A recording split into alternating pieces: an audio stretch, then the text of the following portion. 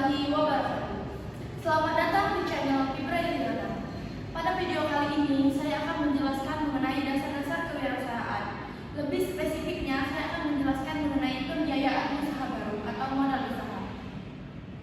Kita tentu pernah terpikirkan untuk mencoba membuka suatu usaha. Namun rencana tersebut tidak dapat kita jalankan. Salah satu faktornya yaitu mengenai modalnya. Untuk mendapatkan tips, motivasi dan trik dalam memulai suatu usaha, tonton video ini sampai selesai ya.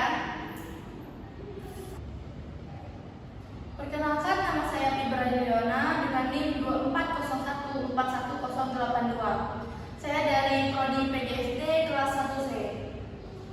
Terima kasih kepada dosen pengampu mata kuliah dasar-dasar kewirausahaan yaitu Bapak Ari Juliansyah, STMMMH. Langsung saja kita masuk pada materi yang pertama, yaitu mengenai masalah modal usaha. Masalah modal usaha merupakan hal yang lumrah terjadi ketika ingin membuka suatu usaha. Dan masalah modal usaha pasti pernah dihadapi oleh para pengusaha yang ingin baru memulai membuka suatu usaha. Ada 4 faktor yang menyebabkan masalah modal usaha. Yang pertama yaitu kurangnya modal awal. Pengusaha tidak memiliki dana yang cukup untuk memulai, untuk dijadikan modal dalam membuka suatu usaha.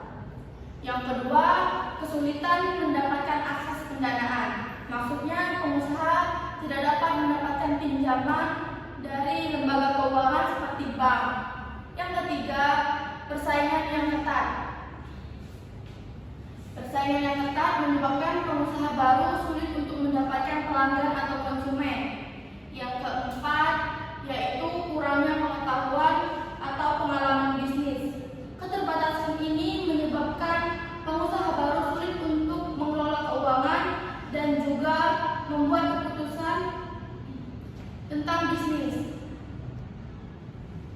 Materi yang kedua yaitu mengenai pembiayaan bisnis. Ada 8 jenis pembiayaan bisnis. Yang pertama, modal sendiri atau bootstrapping. Maksudnya, pengusaha memiliki tabungan sendiri untuk menjadikan modal atau dana dari orang tua dan teman. Yang kedua yaitu pinjaman bank. Pengusaha mendapatkan modal dari pinjaman bank atau lembaga keuangan lainnya. Yang ketiga yaitu venture capital. Maksudnya pengusaha meminjam atau mendapatkan modal dari investor. Namun pengusaha membuat keputusan atau kesepakatan mengenai atas kepemilikan sahamnya. Yang keempat adalah crowdfunding. Crowdfunding maksudnya adalah pengusaha mendapatkan modal dari sumbangan dari orang-orang, namun melewati internet atau lewat internet.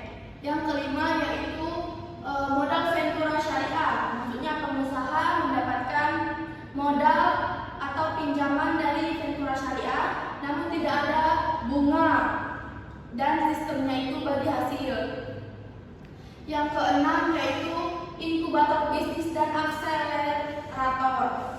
Maksudnya pengusaha yang sudah berpengalaman memberikan motivasi, dukungan, tips kepada pengusaha baru yang ingin membuka usaha. Yang ketujuh, hibah bisnis. Maksudnya lembaga lain atau pemerintah memberikan dana secara cuma-cuma kepada pengusaha sebagai dukungan mereka kepada pengusaha baru tanpa harus dikembalikan. Yang terakhir adalah leasing. Maksudnya pengusaha meminjam aset atau alat bisnis kepada pengusaha lain seperti kendaraan dan peralatan. Langsung ke materi yang ketiga yaitu analisis peluang pokok atau break-even point. Break-even point ini sangat penting sekali untuk bisnis ya, karena memberikan informasi berapa biaya dan total barang yang harus diproduksi agar bisa memaksimalkan laba perusahaan. Break-even point tidak hanya memberikan informasi mengenai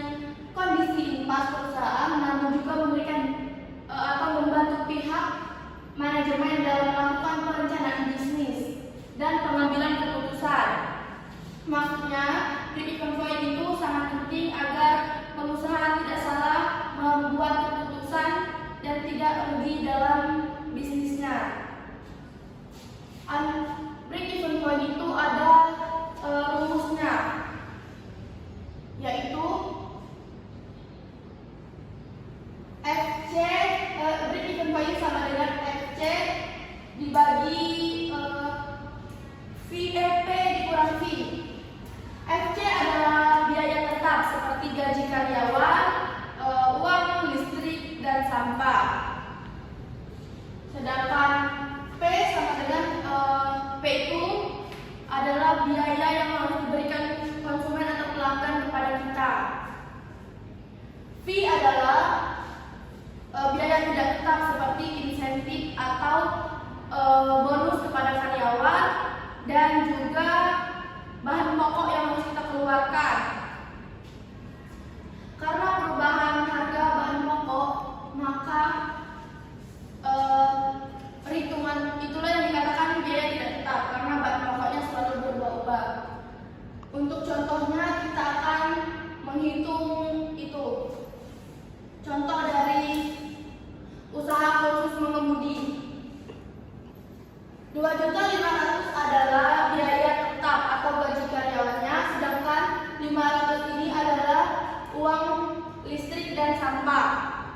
2.500.000 gaji karyawan ditambah dengan biaya listrik dan sampah, lalu dibagi dengan 1 juta ini adalah biaya pelanggan yang harus membayar kita, atau biaya yang harus dibayar ketika ini mengikuti kursus mengemudi.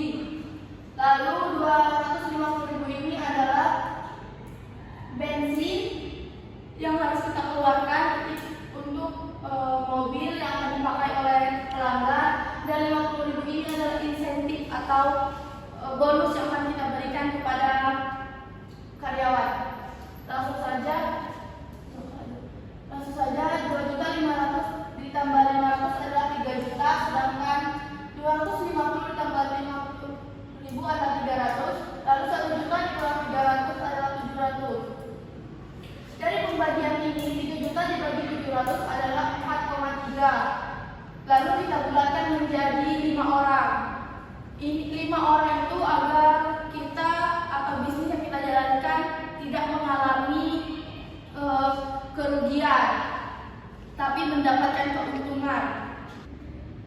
Baik, langsung saja. Setelah saya menjelaskan ada 3 materi mengenai pembiayaan usaha baru, saya akan membacakan kesimpulannya dari materi yang sudah saya jelaskan tadi. Jadi, kurangnya modal usaha menghambat berbagai aspek bisnis, akan membatasi kemampuan untuk membeli bahan baku, peralatan, dan persediaan. Tentu, jika kita tidak ada modal, kita tidak dapat menjalankan bisnis yang sudah kita rancang atau rencana bisnis yang akan kita lakukan, karena kita tidak dapat membeli peralatan, bahan baku, dan lain-lain. Break-even point menjadi metode analisis yang sangat penting bagi bisnis, karena analisis ini bisa memberikan informasi berapa biaya dan total barang yang harus diproduksi agar memaksimalkan laba perusahaan. Break-even point tidak hanya memberikan informasi mengenai kondisi impas perusahaan. Baik, sepertinya hanya itu materi yang dapat saya sampaikan. Semoga materi yang sudah saya sampaikan bermanfaat untuk kita semua. Mohon maaf jika ada kesalahan. Wassalamualaikum.